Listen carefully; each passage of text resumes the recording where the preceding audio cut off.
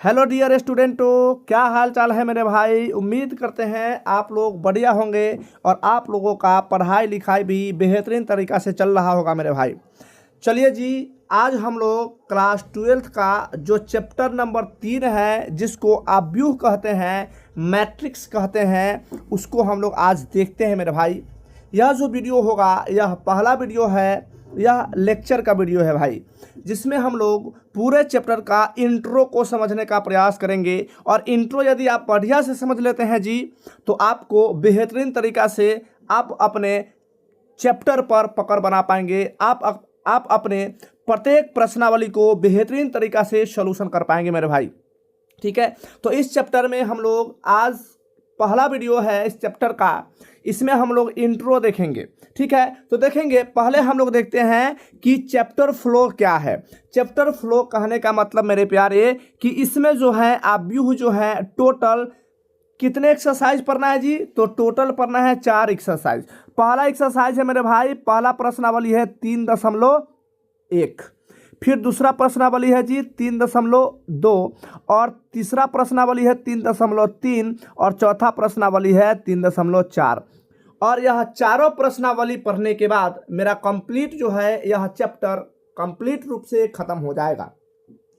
और पहला जो एक्सरसाइज है मेरे भाई, प्रश्नावली है 3.1, इसमें हमें आव्यूह जो है उस आव्यूह के परिचय एवं उसके प्रकार के बारे में अध्ययन करना है, जो कि हम इसी वीडियो में अभी देख लेंगे इसका। ठीक है, उसके बाद दूसरा जब हम लोग पढ़ेंगे मेरे भाई, दूसरा प्रश्नावली, उसमें लिखा हुआ है क्या कि आव्यूहों पर संक्रियाएं, मतलब इस आव्यूह पर जो सॉल्यूशन करने वाले क्वेश्चंस होते हैं उसको देखेंगे।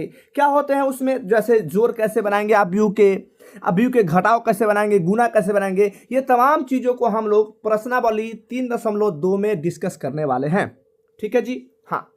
और प्रश्नावली 3.3 में हम लोग क्या करना है कि आव्यूह का परिवर्त, ठीक है, परिवर्त, यहाँ पर परिवर्तन नहीं है, आव्यूह का परिवर्त होना चाहिए। ठीक है, उसको हम लोग करेंगे। मतलब 3.3 में हमको पढ़ना है आव्यूह का परिवर्त निकालना। कैसे निकालना है सीखेंगे हम लोग नेक्स्ट वीडियो में। उसके बाद सममित क्या होता है, वह विषम सममित क्या होता है, उसके बारे में हम लोग चर्चा करेंगे 3.3 एक्सरसाइज में। और लास्ट जो एक्सरसाइज है 3.4, उसमें हमको पढ़ना है क्या, व्युत्क्रमणीय आव्यूह। व्युत्क्रमणीय आव्यूह कैसे निकालेंगे उसको हम लोग देखेंगे। ठीक है, और यह मेरे प्यारे एग्जाम के पॉइंट ऑफ व्यू से बहुत ज़्यादा इम्पोर्टेंट होने वाला है। आप, हम और तमाम लोग बढ़िया से जानते हैं कि इससे भर भर के क्वेश्चन आपके एग्जाम में आता है। और यह बहुत ही इजी चैप्टर है, बेहतरीन तरीक़ा से आप समझ पाएंगे, कोई दुख की बात नहीं होगा, अच्छा से आप समझ पाएंगे। ठीक है जी, हाँ जी। तो एक बार सभी विद्यार्थी आप लोग वीडियो को लाइक कर दीजिएगा जी, और यदि चैनल पर नए हैं तो चैनल को कर लेंगे सब्सक्राइब, और दोस्तों के पास शेयर कर देंगे यदि आपको अच्छा लगता है तो। ठीक है, और यदि मेरे प्यारे, यदि आप लोग को ये सारा का सारा पीडीएफ जो मैं पढ़ा रहा हूँ, ये सारा का सारा यदि पीडीएफ आपको चाहिए होगा तो मेरे भाई रिचअप स्टडी टेलीग्राम से ज्वाइन कर सकते हैं। वहाँ पर आपको फ्री में सारे नोट्स अवेलेबल करा दिया जाएगा, सारा पीडीएफ को आपको अवेलेबल करा दिया जाएगा। ठीक है जी, हाँ जी। तो चलिए मेरे प्यारे, हम लोग अब स्टार्ट करते हैं। सबसे पहला जो एक्सरसाइज पढ़ना है 3.1, उस आव्यूह के परिचय के बारे में और इसके प्रकार के बारे में हम लोग देखते हैं। ठीक है, चलेंगे जी। तो अब स्टार्ट करते हैं मेरे भाई, हम लोग थोड़ा सा इसका इंट्रो देखते हैं, चैप्टर 3 का इंट्रो क्या है। ठीक, चलेंगे, चलिए जी। तो चैप्टर का इंट्रोडक्शन है, जिसको हम लोग बोलते हैं प्रस्तावना। ठीक है जी, प्रस्तावना है ना, इंट्रोडक्शन हम लोग पढ़ रहे हैं जी, प्रस्तावना। इसके बारे में अब हम लोग देखेंगे, ध्यान से आप लोग समझते चलिएगा, बिल्कुल समझ आएगा मेरे प्यारे, बढ़िया ढंग से आपको समझ आ जाएगा। ठीक है, देखेंगे तो थोड़ा सा ध्यान से आप समझने का प्रयास करेंगे। यह एग्जाम में नहीं आएगा, लेकिन हम सोच के चल रहे हैं कि आपको ऐसा थोड़ा सा पढ़ाया जाए जिससे आप हल्का सा चैप्टर पर भी पकड़ बन पाए आपका, है ना। इसीलिए देखिए, तो क्या है लिखा हुआ कि इस अध्याय में हम आव्यूहों के बारे में अध्ययन करेंगे जी। आव्यूह क्या है अभी हम लोग समझेंगे, पहले हल्का सा इंट्रो हम लोग देखते हैं। तो यह जो अध्याय है, जो चैप्टर 3 है, उसमें हम आव्यूह के बारे में समझना है, आव्यूह के बारे में पढ़ना है। और क्या है कि ये विज्ञान व यंत्र शास्त्र के अध्ययन के लिए प्रमुख हो औजार है। मतलब कि यंत्र शास्त्र के अध्ययन में बहुत इंपॉर्टेंट रोल निभाता है यह अव्यूह। और क्या है मेरे भाई कि आधुनिक गणित में भी इसका महत्वपूर्ण स्थान है। अभी जो मॉडर्न जो मैथमेटिक्स है बहुत ज़्यादा इंपॉर्टेंट रोल निभा रहा है मेरे भाई मैट्रिक्स, जो अव्यूह चैप्टर है। और देखो कि ब्रिटिश गणितज्ञ आर्थर केले ने सर्वप्रथम अव्यूह की अवधारणा प्रस्तुत के बाद में, अब चलिए अब एक बात आपको याद रखना है कि सबसे पहले ब्रिटिश का गणितज्ञ थे जिनका नाम था आर्थर केले। तो सबसे पहले अव्यूह के बारे में, मैट्रिक्स के बारे में बताने वाले कौन थे? तो इसको याद रखिएगा आप कि आर्थर केले सबसे पहले अव्यूह के बारे में यही अवधारणा प्रस्तुत किया था। उसके बाद क्या हुआ, एक और महान भौतिक शास्त्री जिसका नाम है हाइजेनबर्ग ने अपने प्रसिद्ध क्वांटम सिद्धांत यानी क्वांटम थ्योरी, है ना, क्वांटम थ्योरी की व्याख्या करने के लिए अव्यूहों का औजारों के रूप में प्रयोग किया। उसके बाद कौन, एक बहुत बड़े भौतिक शास्त्री थे हाइजेनबर्ग। इन्होंने भी अपने क्वांटम सिद्धांत में इस अव्यूह का व्याख्या किया, इस अव्यूह का उपयोग किया, है ना, बेहतरीन तरीका से इस अव्यूह को बताने में सक्षम रहे। यानी सबसे पहले अव्यूह के इस्तेमाल करने वाले, अव्यूह के बारे में बताने वाले जो साइंटिस्ट थे, जो मैथमेटिशियन थे, जो ब्रिटिश थे, नाम था आर्थर केले। उन्होंने सबसे पहले बताया था इस अव्यूह के बारे में, मैट्रिक्स के बारे में। उसके बाद कौन आए? तो हाइजेनबर्ग आए जिन्होंने क्वांटम सिद्धांत में इसको व्याख्या किया, ठीक है। और तब संसार ने अव्यूहों के प्रयोग की आवश्यकता को समझा और तब जाकर के बाद में यह धीरे धीरे पूरे वर्ल्ड लेवल पर एक बेहतरीन अवधारणा यह अव्यूह ले लेता है कि नहीं। धीरे धीरे इसका प्रयोग लोग करने लगते हैं और पूरे दुनिया में इसका प्रयोग बहुत जोर शोर से होने लगता है। और इनका प्रारंभ सूचनाओं को एकत्रित करने के साधन के रूप में हुआ। मतलब आखिर हम अव्यूह का प्रयोग क्यों किए? तो जितने भी सूचना हैं उस सबको एकत्रित करके किस तरीके से सजा के रखा जाता है, इसके लिए हमें यह अव्यूह को बनाया गया है, ठीक है। इसीलिए हम लोग अव्यूह को पढ़ते हैं। सपोज करिए जी कि यदि आपको कह दिया जाएगा कि बहुत सारे बुक दे दिया जाएगा, कह दिया जाएगा कि अलमारी में इसको अच्छे से सजाना है, तो आप किस प्रकार को अरेंज करेंगे, ये हमारा अव्यूह बताता है, ये हमारा मैट्रिक्स बताता है कि कितने पंक्ति में करेंगे, कितने रो में करेंगे, कितने कॉलम में करेंगे, उसको कैसे एडजस्ट करना है। तो यही एडजस्टमेंट हमको इस चैप्टर में पढ़ना है मेरे भाई। तो सोचो कितना मस्त चैप्टर है, बिल्कुल यार इसका तो यूज भाई होता ही है कि नहीं।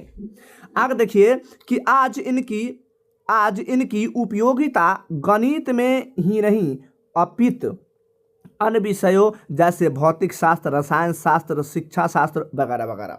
और आज जो है मैट्रिक्स अव्यूह सिर्फ गणित में ही नहीं, ऐसे तमाम बहुत सारे सब्जेक्ट्स है जहां पर अव्यूह का उपयोग किया जाता है मेरे भाई, मैट्रिक्स का उपयोग किया जाता है, ठीक है जी। हाँ जी, तो बेहतरीन तरीके से आपको समझ आ रहा होगा। हम थोड़ा सा पहले इसका इंट्रो लेने का प्रयास करते हैं, उसके बाद लिख कर समझाएंगे मेरे भाई, घबराने की बात नहीं है, ठीक है। हाँ जी, यदि वीडियो अच्छा लगे जी तो सभी विद्यार्थी वीडियो को लाइक करते हुए चलेंगे, दोस्तों के पास शेयर वगैरह करेंगे।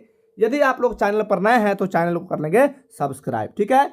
चलेंगे भाई आगे हम लोग आप देखते हैं इससे, चलिए, है ना। अब देखिए कहाँ कहाँ उपयोग होता है, तो मनोविज्ञान, रेखीय कार्य योजना, प्रायिकता सिद्धांत, ग्राफ सिद्धांत, सांख्यिकी तथा जनसंख्या गतिकी इत्यादि में भी व्यापक रूप से निहित है। सोचो अव्यूह का उपयोग इतना ज़्यादा होता है, इतना ज़्यादा तरीके से अव्यूह का प्रयोग किया जाता है मेरे भाई, है ना। तो भाई बड़ा इंपॉर्टेंट चैप्टर है, बढ़िया है, हम लोग एकदम मस्त तरीके से समझते हुए चलेंगे, पढ़ते हुए चलेंगे, ठीक है जी। हाँ जी, आगे देखिए अब हम देखते हैं अदिश राशियाँ। आखिर अदिश राशियाँ क्या है, जिसको हम बोलते हैं स्केलर क्वांटिटी, है ना, स्केलर क्वांटिटी बोलते हैं। और सभी विद्यार्थी कहीं ना कहीं इस अदिश राशियों से परिचित जरूर होंगे, बिल्कुल होंगे ही होंगे, है ना। तो एक बार देख लेते हैं। देखिए कि वे राशियां जो योग व्यकलन, गुणज एवं विभाजन के गणितीय नियमों का पालन करती है, अदिश राशियां कहलाती है। बस याद रखेंगे, जो गणित के बीज गणित के नियमों का पालन करता है योग के लिए, उसको हम लोग अदिश राशियां कहते हैं। और ये राशियां वास्तविक भी हो सकती है तथा सम्मिश्रित भी, है ना। मतलब आप जानते होंगे भाई, 11th क्लास में पढ़े होंगे कि नंबर्स जो होते हैं, संख्या होते हैं, वास्तविक भी होते हैं, काल्पनिक भी होते हैं और सम्मिश्रित भी होते हैं। तो यह जो होते हैं मेरे भाई अदिश राशियां कुछ भी हो सकते हैं। जैसे मेरे भाई देखो कि उदाहरण के लिए देखो, 2 क्या है तो वास्तविक संख्या, ये क्या है वास्तविक है, 31 है, ये क्या है सम्मिश्रित संख्या, है ना, ये है ये। तो जितने भी संख्या है ना, तो यह जो अदिश राशियां हो सकती हैं वह वास्तविक भी हो सकती हैं और सम्मिश्रित संख्या भी हो सकती हैं। इसको आप याद रखेंगे। ठीक, चलेंगे भाई, इससे आगे आप लोग देखते हैं जी। चलेंगे तो देखो, यहाँ तक हम लोग कर लिए है ना, दोबारा लग गया है कि उदाहरण हम लोग अभी देख चुके हैं, यहाँ तक देख चुके हैं। आगे देखिए कि आखिर रो क्या होता है, पंक्ति क्या होता है। अब जो हमारा है, ध्यान से अब कुछ चीज़ों को आपको ध्यान से समझना है, जो बात हम समझाते हैं उसको ध्यान से समझ। तो अब हम लोग पंक्ति के बारे में देखते हैं। तो देखो कि क्षैतिज रेखा को पंक्ति कहते हैं। जी भाई, क्षैतिज रेखा को पंक्ति कहते हैं। जैसे कि इस प्रकार से यदि आपको लिखा हुआ रहेगा, ध्यान से आप लोग समझने का प्रयास करेंगे मेरे भाई, ठीक है जी, हाँ जी, ध्यान से समझिएगा। जैसे यदि इस प्रकार से यदि हम लोग ऐसे ऐसे यदि रेखा खींच दे ऐसे, तो ये रेखा को हम लोग क्या बोलते हैं, इस रेखा को हम लोग रो कहते हैं, ठीक है, यानी पंक्ति कहते हैं। यदि स्तंभ क्या कहलाता है, ऐसे देखो स्तंभ क्या होता है ऐसे, तो ऊर्ध्वाधर रेखा को स्तंभ कहते हैं। ऊर्ध्वाधर मतलब कि यदि इस प्रकार से यदि आपको लाइन खींच दिया जाएगा, है ना, सीधा सीधा, यानी इस प्रकार से यदि आपको लाइन खींच दिया जाएगा, तो इस प्रकार से जो लाइन खींचा जाता है उसको हम लोग बोलते हैं क्या, स्तंभ बोलते हैं, कॉलम कहते हैं। तो अब हम लोग आगे देखते हैं कि आखिर हम अवयव को किस प्रकार लिखते हैं, किस प्रकार सजाते हैं, उसको हम लोग देखेंगे। चलेंगे भाई, चलेंगे। तो देखिए कि रचना आखिर हम लोग कैसे करेंगे, ठीक है, किसी भी अवयव को रचना कैसे करते हैं देखेंगे। तो राशियों का वह समूह जो कुछ पंक्तियों व कुछ स्तंभों में व्यवस्थित है, रचना यानी अरे का निर्माण करता है। बहुत अच्छा, है ना। कुछ पंक्ति मतलब कुछ यदि ऐसा सिस्टम जिसमें हम लोग क्या कर दिए भाई, पंक्ति, है ना, और स्तंभ दोनों कर दिए, है ना। इस प्रकार से पंक्ति का भी निर्माण कर दिया, इस प्रकार से स्तंभ का भी निर्माण कर दिए, तो उसको क्या कहते हैं जी, उसको हम लोग कहते हैं रचना। किया एक अच्छा सा रचना हो जाता है, अवयव का रचना हो जाता है। अब देखते हैं मेरे भाई कि अवयव आखिर होता क्या है, मैट्रिक्स आखिर क्या होता है। ठीक, देखिए तो अवयव अदिश राशियों से निर्मित एक आयताकार रचना है। बहुत अच्छा। यह आयताकार रचना लघु कोष्टक, ये वाला है लघु कोष्टक, है ना, और दोहरे दंड, ये वाला है दोहरे दंड, है ना, इसको छोड़ दीजिए, इसको छोड़ दीजिए, दोहरे दंड ये है, अथवा दीर्घ कोष्टक, दीर्घ कोष्टक यहाँ पर है ना, के अंदर बंद होती है। मतलब यदि कोई संख्या को हम लिखें, यदि कोई अवयव को लिखें, तो उसको हमें या तो ये वाला ब्रैकेट के अंदर लिखना होगा, या तो उसको हमें डबल बार्स के अंदर लिखना होगा, या उसको हमें ये बड़ा वाला कोष्टक के अंदर लिखना होगा, ब्रैकेट के अंदर लिखना होगा, जहां हम दीर्घ कोष्टक का प्रयोग करेंगे। इसमें से हम लोग किसका प्रयोग करेंगे, तो हम लोग बड़ा वाला कोष्टक, दीर्घ कोष्टक का प्रयोग करेंगे किसी भी अवयव को लिखने के लिए।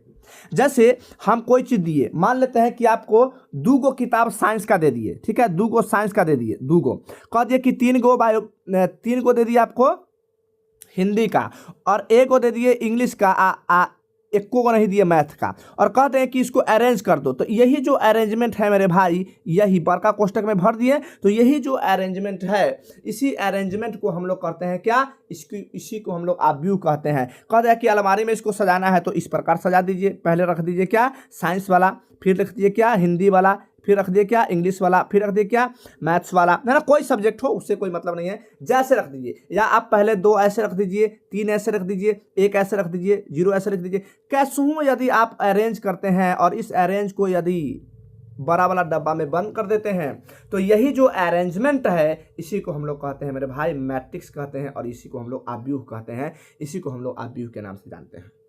समझ आया होगा आपको। अव्यूह क्या है? किसी भी संख्या को व्यवस्थित करने का तरीका है ना। किसी भी कोई भी आइटम्स को यदि हम पैक कर रहे हैं, रख रहे हैं, अरेंज कर रहे हैं, यही अरेंजमेंट ही हमारा अव्यूह कहलाता है, यही अरेंजमेंट ही मैट्रिक्स कहलाता है। उम्मीद है समझ आया होगा। चलेंगे भाई आगे चलते हैं। आप ध्यान दीजिए, अब एक m गुना n अव्यूह की परिभाषा। आखिर m गुना n क्या होता है बिल्कुल समझ आ जाएगा, कोई दिक्कत वाली बात नहीं है ना, बिल्कुल नहीं है दिक्कत वाली बात। तो definition of a m into n matrix एकदम ध्यान से समझेंगे, बिल्कुल समझ आएगा, समझने का प्रयास करेंगे जी। ठीक है, देखिए तो mn राशियों का वह समूह जो क्रमबद्ध m पंक्तियों तथा n स्तंभों से निर्मित एक आयताकार रचना के रूप में व्यवस्थित रहता है। यदि मेरे भाई इस तरीके से हम मैट्रिक्स का निर्माण कर दिए, ठीक है, इस तरीके से हम मैट्रिक्स बना दिए, ठीक है। अब देखो मान लेते हैं कि यहाँ 3 रख देते हैं, 2 रख देते हैं और इधर 5 रख देते हैं, ठीक है। कोई मैट्रिक्स का निर्माण करते हैं, यहाँ 7 रख देते हैं, यहाँ 0 रख देते हैं, यहाँ पर 1 रख देते हैं। चलो इस प्रकार से मैट्रिक्स। और यहाँ पर देखो क्या है कि m जो है वह पंक्तियाँ को बताता है, ठीक है, बढ़िया। और n जो है वह स्तंभ को बताता है। मतलब यहाँ पर यदि हम लिख दिए कि m गुना n, ठीक है, इसका मतलब क्या है कि m बताता है कि कै गो इसमें पंक्ति है, रो कै गो है, और इसमें स्तंभ कै गो है, यानी कॉलम कै गो है। तो ध्यान दीजिएगा, यहाँ पर देखेंगे तो यहाँ पर इधर एगो लाइन और इधर 2 गो लाइन है ना, 2 गो लाइन। तो बताइए इसको हम R1 बोलेंगे रो 1, इसको बोलेंगे रो 2 R2। तो कै गो हो गया रो? 2 गो। तो यही m बताता है क्या? रो की संख्या, यानी कै गो रो है, कै गो पंक्ति है, ठीक है। अच्छा n क्या बताता है? तो कॉलम की संख्या। देखेंगे तो कॉलम कै गो है? तो एगो है ना, फिर यहाँ से ऐसे करेंगे तो ये 2 गो, और फिर यहाँ से ऐसे देखिए ये 3 गो। तो कॉलम को हम क्या बोलते हैं? C1, C2 और C3, क्योंकि कॉलम को C से लिखते हैं इसलिए। तो बताओ कॉलम कै गो हुआ? 3 गो हुआ, एगो ये वाला, ये दूसरा और ये तीसरा। तो m और n जो बताता है यह किसी भी अव्यूह को कितने ऑर्डर में लिखा गया है, रो कै गो है और कॉलम कै गो है, यही बात को इस m और n बताता है, ठीक है। बढ़िया बात, आपको इसको याद रखना है। आगे देखिए कि m गुना n अव्यूह कहलाता है। मतलब यह जो अव्यूह है किसके गुना में है? m गुना n। यदि इसको हम कहें कि m का मान कितना है भाई? तो 2 गो है ना, यानी 2 गो रो है। अच्छा बताइए गुना कॉलम कै गो है? तो 3 गो। यानी यह जो अव्यूह का निर्माण हुआ है कै गो? 2 गुना 3 वाला अव्यूह का निर्माण हुआ है। इसको हम लोग कोटि भी कहते हैं। इसको जी आप याद रखेंगे, क्या कहते हैं जी? तो इसको हम लोग कोटि भी कहते हैं, कोटि आप याद रखेंगे, कोटि भी इसको कहते हैं, ठीक है। तो यह 2 गुना 3 कोटि वाला अव्यूह का निर्माण हुआ है, इसको आप याद रखेंगे, ठीक है। इसे क्या है भाई? तो m/n अव्यूह बोलकर पढ़ा जाता है, यानी m गुना m इस अव्यूह का क्रम यानी ऑर्डर कहलाता है ना। तथा अव्यूह का आकार यानी साइज को निर्धारित करता है कि कितना बड़ा अव्यूह होगा, इसका निर्धारित यही तो ही कर रहा है ना, यही तो कर रहा है जी भाई। आप इसको याद रखेंगे, बेहतरीन तरीका से बात को याद रखेंगे, ठीक है। हाँ, हम लोग आगे सीखेंगे कि कोई भी चीज को हम कितने तरीका से अरेंज कर सकते हैं। कोई भी नंबर दे देगा, कुछ भी दे देगा सजाने के लिए, तो किस तरीके से इसको हम अरेंज कर सकते हैं, इस सारे चीज तमाम बढ़िया से चीजों को हम लोग देखेंगे और इसको समझने का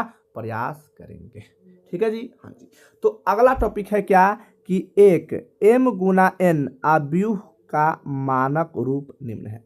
इसका मानक रूप क्या होता है अब हम लोग देखते हैं, ध्यान से चलेंगे, ध्यान से देखिए। हल्का सा मैं यहाँ पर समझाने का और प्रयास करूंगा। चलिए अगला स्लाइड में समझाते हैं। तो देखो कोई भी अव्यूह जो है उसको स्टैंडर्ड फॉर्म में ऐसे लिखा जाता है ना। हम लोग देखो कोई भी अव्यूह है जिसको आप ABCD के कुछों से लिख सकते हैं, है ना। मान लेंगे कि हम कहेंगे कि बताओ कोई एगो अव्यूह दे दिया, तो हम मान लेंगे कि b बराबर है ना, और इधर क्या है मान लेते हैं 2, 5, 3 और 7 है ना। तो ये अव्यूह है, तो हम यहाँ पर क्या मान है b बराबर। यहाँ पर आप कुछ भी मान सकते हैं, ABCD का कोई अक्षर मान सकते हैं, और यही अव्यूह लिखने का तरीका है। तो ध्यान दीजिएगा यह लिखा कैसे गया है, A11, A12, A13 इसको किस तरीके से लिखा गया है उसको हम लोग देखेंगे, ध्यान से समझिए। देखो ये भी हम समझेंगे कि आखिर ये इसका मतलब क्या है, सब समझेंगे, ध्यान दीजिएगा। देखिए यहां पर क्या था भाई, m इंटू n, तो m बताइए रो काय गो है, तो 2 गो है। देखो यहाँ पर ये और यहाँ पर ये है ना, ऐसे 2 लाइन में है, तो इसको हम बोलते हैं R1 और इधर बोलते हैं R2। जी भाई चलेंगे। और यहाँ पर देखिए कॉलम काय गो है जी, तो कॉलम भी 2 गो है, C1 और ये क्या है जी, C2। ठीक, बढ़िया। अब ध्यान दीजिए, यदि हम कहेंगे कि इसका ऑर्डर बताओ, तो यहाँ पर m गुने n होता है, तो ऑर्डर क्या होगा, इसमें रो 2 गो तो 2 आगुना कॉलम का गो 2, तो 2 गुना 2 ऑर्डर का ही अब यू हो गया। अब ध्यान देने वाली बात है, ठीक है, अब ध्यान देने वाली बात क्या है से समझेंगे। ध्यान देने वाली बात है क्या से ध्यान दो, ये जो है ये 2 ये जो 2 है, बताइए ये कैमा है, तो इधर से यदि देखेंगे तो पहला रो और इधर से यदि नीचे देखेंगे तो पहला कॉलम है ना, रो भी पहला और कॉलम भी पहला। तो ई जो है कोई भी एलिमेंट अंदर जो भरल है उसको हम लोग एलिमेंट कहते हैं, अवयव कहते हैं। तो यह जो अवयव को हम ए लिख देते हैं, ठीक है, मतलब ए के जगह पर कुछ हो सकता है, 1 2 3 4 5 कुछ हो सकता है। ई कैमा है, पहला रो, तो पहले ई क्या बताता था, रो बताता था, एम है ना, एम बताता था क्या, रो, तो रो का गो है 2 गो, तो पहला रो है ना, तो बताओ ये पहला रो, तो रो कैमा है पहला, 2 कैमा स्थान पर है, पहला रो, तो पहला रो यानी 1 नंबर, ठीक है। अच्छा ये कॉलम कैमा है, तो कॉलम भी 1 नंबर, तो 1 नंबर हो गया, मतलब भाई 11 हो गया, ठीक है। थोड़ा सा इसको हम अच्छा से लिख देते हैं। ये क्या हो गया जी, तो ये हो गया आपका 11, ठीक है। कैसे हो गया है ना, तो पहला रो और पहला कॉलम, तो 2 का जो स्थान है क्या हो गया, A11 हो गया, है ना, मतलब यह बात यहां पर लिखा हुआ है, देखो ठीक है, यहां पर ये बात लिखा हुआ है। अच्छा यदि हम कहे इस 7 का स्थान निकालना है, 7, तो बताओ ये पहला रो आई दूसरा रो, तो रो तो दूसर का है, तो दूसर का यानी कोई अवयव होगा तो ए लिखेंगे, 7 के जगह पर 1 2 3 4 5 कुछ हो सकता है, तो ए हम मान लिए। और रो पहले रो लिखते हैं, रो कैमा है तो दूसरा, तो ये हो गया 2। अच्छा कॉलम कैमा है, तो देखो पहला कॉलम और ये दूसरा कॉलम भी दूसरा, तो उसका स्थान क्या हो गया, A22, यानी 7 का स्थान क्या हो गया, A22। तो इसी तरीके से हम कोई सा भी मैट्रिक्स को लिख सकते हैं। तो यह जो है यह मैट्रिक्स के अंदर जो अवयव लिखल है उसका स्थान यह बताता है कि यहाँ पर कोई अवयव होगा तो उसको हम A11 कहेंगे, यहाँ पर अवयव होगा तो A12 कहेंगे, यहाँ पर अवयव होगा तो उसको हम A13 कहेंगे। A13 के पहला 1, इसका मतलब ये रो नंबर पहला, तो ये क्या है, R1 है ना, पहला रो, तो यह चलते यहाँ क्या है, रो पहला। लेकिन कॉलम क्या है, देखो तो ये पहला कॉलम 1, ये दूसरा, ये तीसरा, तो ये 3 जो है कॉलम को दिखा रहा है, 1 जो है रो को दिखा रहा है। तो इसी प्रकार से जितने भी इसमें एलिमेंट्स होंगे, जितने भी इसमें मैट्रिक्स होंगे, उसको हम इसी प्रकार से दिखाते हैं, इसी प्रकार से उसको प्रदर्शित करते हैं। ध्यान दीजिए यहाँ पर क्या है, तो A33 है, क्यों 33, तो देखो पहला रो ये हो गया, दूसरा रो है ना, ये हो गया तीसरा रो, ठीक है भाई, ये हो गया तीसरा रो। तो बताओ पहले रो यानी इसका स्थान निकालना है, तो रो तीसरा है ना, तीसरा रो। बताओ कॉलम का मा, तो पहला ई, दूसरा ई, तीसरा ई, कॉलम का मा तीसरा। यह चलते यहाँ पर कोई भी चीज लिखाएगा ना, कोई भी एलिमेंट लिखाएगा उसको हम क्या कहेंगे, तो उसको कहेंगे A33, ठीक है, मतलब A33 स्थान पर वह कोई एलिमेंट है जो यहाँ होगा से, है ना। तो इसी प्रकार से हम इसको लिखते हैं, ठीक है, समझ आया है जी, कोई दिक्कत नहीं होना चाहिए, बातों को समझिएगा। और जहाँ आई का मान देखो, इसको हम लिखते हैं AIJ, ठीक है, AIJ मतलब कोई जो एलिमेंट है कैमा स्थान पर होगा उसको लिखने का तरीका क्या है, AIJ से हम लोग उसका स्थान लिखते हैं। सपोज करिए यहाँ पर लिखना है, तो A को A लिख देंगे, आई मतलब कैमा रो में है, तो तीसरा का रो, तो ये 3, A की जगह पर, आई की जगह पर 3 हो जाएगा। और जे के जगह पर यानी कॉलम का मान था तीसर का, तो यह बात ई लिखल है आई का मान 3 जे का मान 3 स्थान को डिनोट कर रहा है। उम्मीद है समझ आया होगा। तो यही है 1 2 3 से m तक और 1 2 3 से n तक, यही लिखने का तरीका है। तो उम्मीद करते हैं मेरे भाई आपको यह बिल्कुल समझ आया होगा कि कोई सा भी मैट्रिक्स को किस प्रकार हम लिखते हैं, है ना। ये क्या है, इसी प्रकार से हम कोई भी ऑब्जेक्ट को, कोई भी वस्तु को सजाने का काम करेंगे, इस बड़ा वाला डब्बा में पैक करेंगे। ठीक है जी, कहीं कोई दिक्कत नहीं होना चाहिए। आगे हम लोग चलते हैं।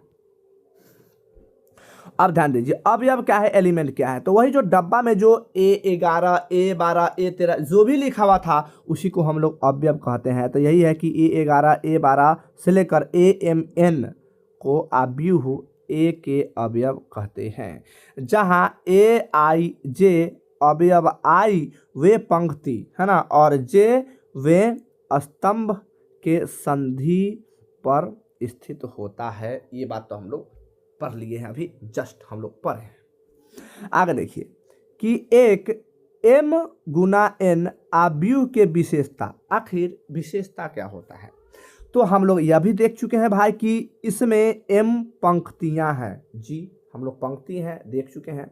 और n क्या है, तो n है स्तंभ है ना। मतलब इस तरीके से यदि फिर आपको हम समझाने का प्रयास करेंगे तो इस प्रकार समझिए, है ना। तो ऐसे जो है, ऐसे, है ना, इस तरीके से लिखाएगा। कई को लिखा है उससे मतलब नहीं है।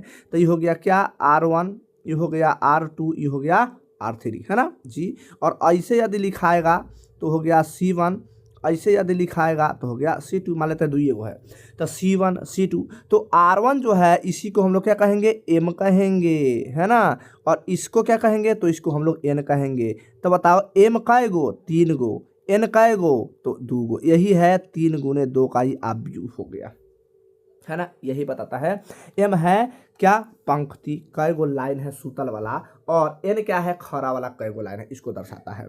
और प्रत्येक पंक्ति में n क्रमबद्ध राशियां होती है। हाँ भाई, अच्छा, प्रत्येक स्तंभ में m क्रमबद्ध राशियां होती है। m n क्रमबद्ध है ना, मतलब सिस्टमेटिक ढंग से R1 R2 R3 इस तरीके से, C1 C2 C3 इस तरीके से होता है।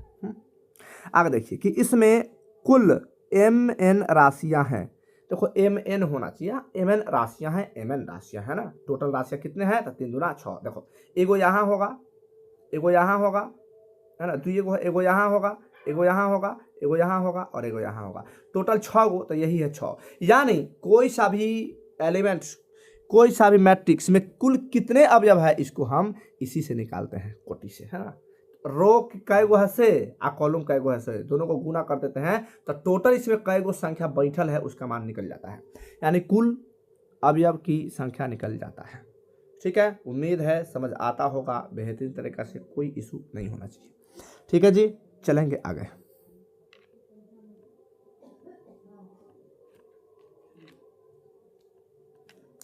हाँ जी, चलो भाई, अब ध्यान दीजिए, कुछ संकेत है, नोटेशन। अवयवों को अंग्रेजी वर्णमाला के बड़े अक्षर, है ना, से सूचित किया जाता है, जैसे ABC से लगातार कुछ हो, है ना। ये तो हम लोग पढ़ चुके हैं कि बड़ा वाला ABCD, है ना, कुछ भी से हम उसको अवयव को सूचित कर सकते हैं। और अवयव या तत्व या प्रविष्टियां, वही अंदर में जो भरल है ना, डब्बा के अंदर जो अंक भरल है उसी को हम लोग अवयव कहते हैं, या तत्व कहेंगे, या उसको प्रविष्टियां कहेंगे, कुछ भी कह सकते हैं। ठीक है, अब देखिए कि राशियां A11 A12 और AIJ अवयव के अवयव या तत्व या प्रविष्टियां कहलाती हैं। ये द्विअनुलग्न संकेत यानी डबल सफिक्स नेशन में लिखा जाता है। ठीक है, अब इससे आगे हम लोग मेरे भाई अगला वीडियो में समझेंगे, है ना। तो उम्मीद करते हैं आपको समझ आया होगा। बेहतरीन तरीका से आप 1-2 बार और वीडियो को देखेंगे तो आपको अच्छा तरीका से समझ आ जाएगा, उम्मीद करते हैं, है ना। और इससे आगे हम लोग लेक्चर लेके आएंगे, वहाँ पर हम लोग अवयव के प्रकार वगैरह को डिस्कस करेंगे। उसके बाद हम लोग एक्सरसाइज के क्वेश्चन को सॉल्यूशन करना प्रारंभ करेंगे। ठीक है, हाँ जी। तो मेरे भाई यदि वीडियो अच्छा लगा होगा तो सभी विद्यार्थी वीडियो को लाइक कर देंगे, चैनल पर नए होंगे तो चैनल को कर लेंगे सब्सक्राइब,